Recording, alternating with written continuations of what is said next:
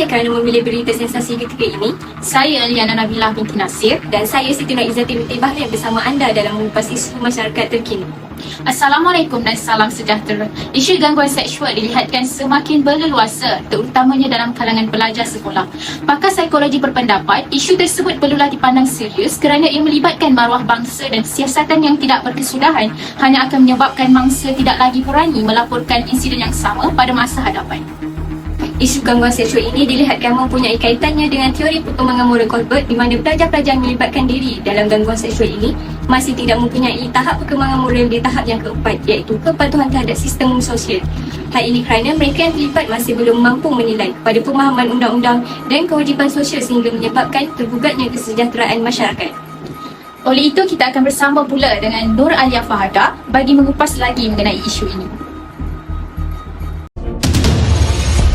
Assalamualaikum dan salam sejahtera. Isu gangguan seksual merujuk kepada sebarang perlakuan yang melibatkan unsur seksual yang tidak diingini, sama ada dalam bentuk lisan, bukan lisan, perbuatan psikologi atau fizikal dan visual.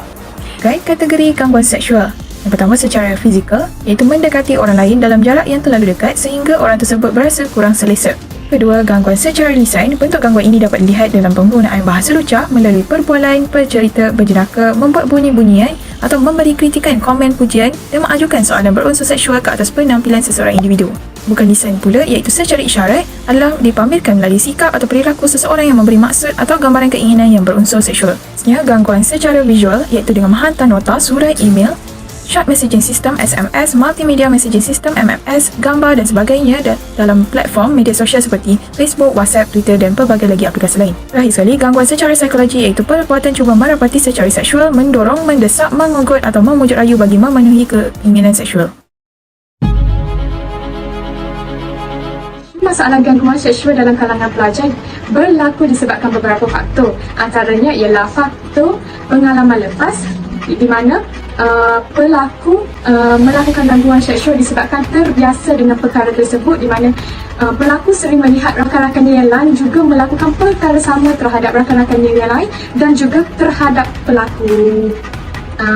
Di sini kita dapat kaitkan dengan teori ekologi Bronfenbrenner, di mana ianya melibatkan hubungan antara sistem makro, contohnya ialah pengalaman pelaku dengan rakan-rakan yang lain.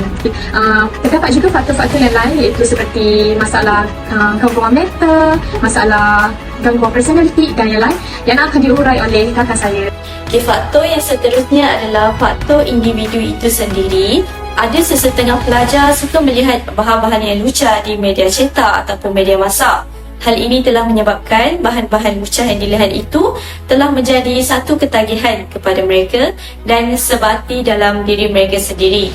Oleh itu, mereka akan menganggap gangguan seksual ini merupakan perkara biasa sehingga terbawa-bawa perlakuan tersebut ke sekolah dengan mengucapkan atau melakukan perbuatan seksual kepada rakan-rakan mereka yang lain tanpa menyedari perkara yang dilakukan tersebut adalah merupakan satu gangguan seksual. Daripada hasil temubual yang dijalankan, salah satu kesan masalah gangguan seksual terhadap pelajar adalah dari segi emosi dan psikologikal. Pelajar yang mengalami gangguan seksual ini akan mengalami kemurungan dan tahap motivasi dalam diri mereka juga akan semakin rendah, sama ada secara ekstresif atau intrusif. Ini telah mengganggu perkembangan pembelajaran pelajar tersebut di sekolah. Sebagai contoh, pelajar tersebut boleh berhenti sekolah atau berpindah dari sekolah ke sekolah lain bagi mengelak perasaan takut atau trauma yang dialaminya di sekolah tersebut akibat daripada isu itu. Terdapat satu artikel yang menyokong ujahan ini, di mana artikel itu menyatakan bahawa kesan utama kepada mangsa gangguan seksual adalah dari segi emosi dan psikologikal, iaitu mangsa akan mengalami kemurungan, tekanan berlebihan dan juga trauma. Antara kesan fizikal yang dihadapi oleh mangsa selain daripada kesan dermatologi yang sangat ketara seperti lebam-lebam di badan dan kesan-kesan luka, penyakit seperti gastrousus juga boleh menyerang, di mana mangsa mempunyai masalah pencernaan dan pendarahan di kawasan rektum atau gubur mereka. Seterusnya adalah masalah gangguan tidur dan mimpi ngeri akibat daripada mangsa masih teringatkan akan pengalaman silam mereka. Kemudian serangan panik juga boleh menyerang disebabkan oleh mangsa berasa tidak selesa akan sesuatu perkara yang mampu mencetuskan rasa kegelisahan.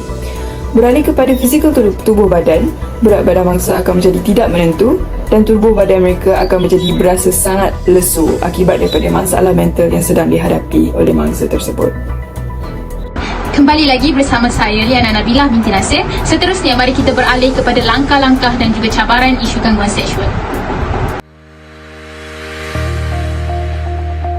Salah satu langkah yang boleh dilakukan adalah melalui peranan ibu bapa sejak peringkat awal lagi, dengan ibu bapa haruslah memberikan pendidikan awal kepada anak-anak untuk melindungi diri mereka. Misalnya, ibu bapa boleh memberikan peringatan kepada anak-anak untuk tidak semena-menanya membiarkan diri mereka disentuh, sebagai contoh sama ada melalui sentuhan tangan ataupun sebagainya. Seterusnya, ibu bapa juga boleh memberikan pengenalan awal tentang alat sulit masing-masing anak-anak. Dengan ini, anak-anak dapat membezakan dan mengetahui apa yang boleh dilakukan dan tidak boleh dilakukan. Selain itu, ibu bapa juga haruslah membantu anak-anak untuk berani menyatakan pendapat mereka seperti mengatakan tidak untuk perkara yang tidak sepatutnya. Ibu bapa juga perlulah menegaskan mengenai pentingnya batas pergaulan. Di samping itu, memastikan anak-anak berkawan secara sehat. Ini karena gangguan seksual itu tidak berlaku mengira sesama jenis ataupun berlainan jenis. Oleh itu, bapa haruslah memantau dan memberi perhatian dengan siapa anak mereka bergaul. Bahkan, bapa juga haruslah menerapkan cara yang betul untuk memberikan kasih sayang kepada anak-anak. Seterusnya, bagi pihak sekolah pula, langkah yang boleh dilakukan ialah dengan pemerkasaan terhadap penguatkuasaan undang-undang dan juga peraturan sekolah, di mana peraturan tersebut dapat dijadikan sebagai amaran sekiranya murid-murid melakukan dan melibatkan diri mereka daripada sebarang isu gangguan seksual di sekolah. Selain itu, pihak sekolah juga boleh mengadakan sesi kaunseling pada tahap yang berkala kepada murid-murid agar dapat mewujudkan rasa percaya mereka untuk berkongsikan sebarang gangguan seksual yang mereka alami. Isu gangguan seksual ini perlulah dipandang serius oleh pihak sekolah kerana ia merupakan salah satu keperluan manusia yang terdapat di dalam hierarki keperluan Maslow bagi aspek keselamatan. Oleh itu, pihak sekolah perlulah memastikan murid-murid berasa dalam keadaan selamat sepanjang keberadaan mereka di sekolah ataupun di dalam bilik darjah.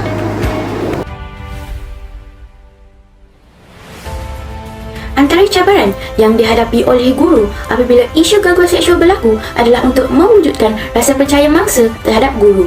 Mangsa gangguan seksual akan berasa segan dan malu untuk berkongsi cerita mengenai masalah gangguan seksual yang dihadapinya kepada guru kerana takut akan menerima ancaman daripada pelaku sekiranya mereka menceritakan apa yang telah terjadi. Ini menyebabkan mangsa merasa tertekan kerana hanya memandang tanpa berkongsi dengan orang lain. Apabila keadaan ini berterusan, ia memberi impak yang lebih teruk kepada bangsa. Dengan demikian, guru hendaklah sentiasa berinteraksi dengan pelajar supaya mereka lebih percaya untuk berkongsi masalah mereka tanpa ada keterbatasan. Cabaran yang dihadapi mengenai isu gangguan seksual ini adalah proses perkembangan pelaku itu. Banyak perkara perlu dilakukan untuk mengubah tingkah laku dan cara berfikir pelaku tersebut. Hal ini demikian kerana pelaku sudah terbiasa dengan pemikiran yang tidak elok disebabkan pengaruh daripada media massa, rakan sebaya dan sebagainya. Lebih-lebih lagi, kehidupan era sekarang yang kaya dengan teknologi memudahkan seseorang itu mengakses perkara-perkara yang tidak elok seperti bahan-bahan pornografi atau gambar dan video yang tidak sepatutnya. Menurut cikgu kaunseling yang ditemu bual, terdapat kes tertentu pelaku telah terlibat dengan perasaan seronok atau suka tanpa menyedari bahawa ianya boleh menjadi satu kesalahan jenayah. Oleh itu, pemerhatian dan penerokaan terhadap pelaku ini adalah satu cabaran yang perlu dijalankan dengan berhati-hati supaya isu ini tidak akan berlaku lagi pada masa seterusnya. Sebentar tadi kita telah mengetahui tentang langkah-langkah dan juga cabaran di dalam menangani isu gangguan seksual ini. Kemudian kita beralih kepada saudari Nur Faiha Husna binti Roslan mengenai kesimpulan yang dapat dibuatnya tentang temu bualnya. Okey, baiklah, terima kasih. Apa yang boleh saya simpulkan melalui temu bual yang dilakukan, isu gangguan seksual ini boleh berlaku dalam pelbagai peringkat, sama ada dalam kalangan kanak-kanak, remaja maupun orang dewasa. Dan lebih mengejutkan juga, isu ini turut berlaku dalam kalangan sesama jantina. Isu gangguan seksual ini juga dilihat amat membimbangkan kerana masih belum menemui jalan penyelesaiannya. Oleh itu, semua pihak seharusnya memainkan peranan dalam membasmi isu ini daripada terus menjadi barah dalam kalangan masyarakat, terutamanya dalam kalangan remaja. Ibu bapa dan pihak sekolah perlulah peka dan cakna akan sebarang perubahan dalam diri anak-anak mereka. Menurut Albert Bandura dalam teori pembelajaran sosial, penekanan perlulah dilakukan terhadap perubahan tingkah laku, pemikiran dan emosi kerana ianya boleh terhasil melalui pemerhatian terhadap orang lain. Sekian sahaja daripada saya, terima kasih. Okey, remaja ni satu peringkat yang mana emosi mereka ni bermula meningkat ataupun berubah dari semasa ke semasa. Dia manusia biasa juga. Cuma cabarannya di peringkat remaja, dia mudah terjebak dengan perkara-perkara ni sebab kekurangan ilmu dan keinginan dia nak mencuba. Jadi ini kita tak boleh menafikan, kita tak boleh nafikan lah, menjadi cabaran jugalah kan. Sebab mereka kata nak cuba, nak tahu benda tu apa akan berlaku. Jadi perubahan sosial yang berlaku pada peringkat remaja ni menyumbang kepada perkembangan tingkah laku individu tu sendirilah.